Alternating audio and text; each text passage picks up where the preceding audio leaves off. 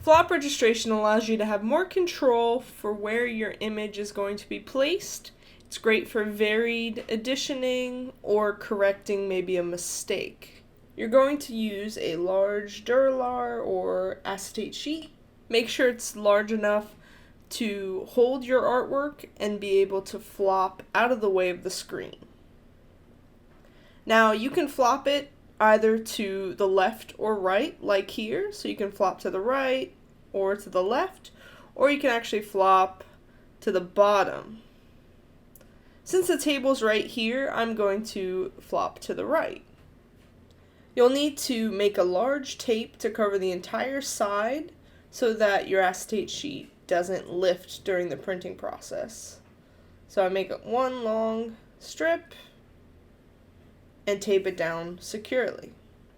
Then proceed with printing. The first thing you're going to need to do, though, is actually print your image on the acetate. So print that and let it dry. The longer you let it dry, the more you need to keep sure your screen is flooded.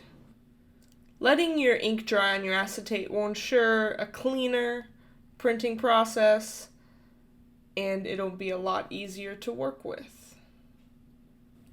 So as you can see, I'm just going to line up my paper and position it where I want to print. This is great for test printing if you want to have some fun there, or if you need to line up your artwork to a specific spot on your paper.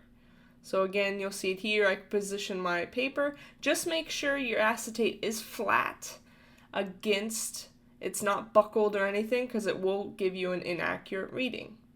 This is great also for printing other stuff. So say like a newspaper, you can position your artwork right in the spot that you need it to be, and even preview it before you go and print. So this removes some of the guessing game involved with varied printing.